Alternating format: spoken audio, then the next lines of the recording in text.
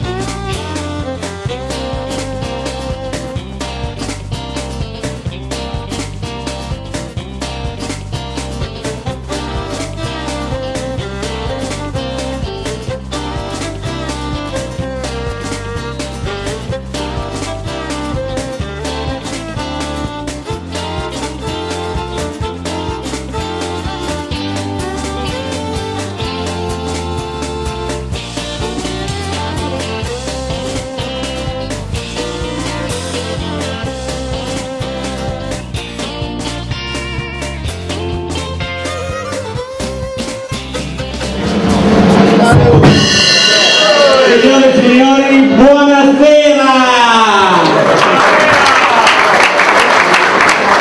Felicissimo di vedervi qua, onorato. Devo fare una piccola cosa per darvi un riconoscimento. Voglio che tutti i miei dipendenti si alzino in piedi, per favore. Allora, siccome durante questa giornata, in queste giornate, molta gente è venuta da me.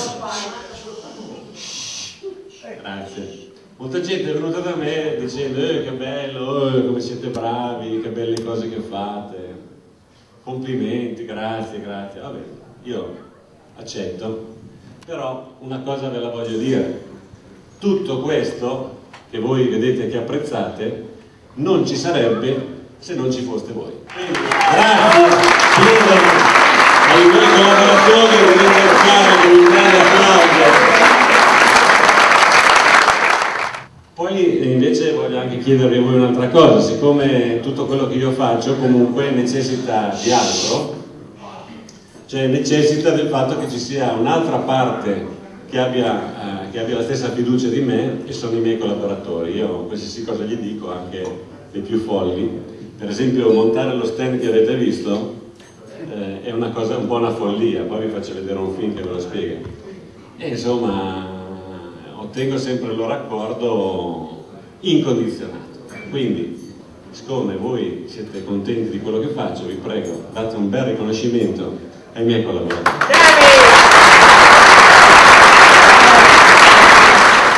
Perché, come voi sapete, questa società si chiama Giorgio Grayson and Friends.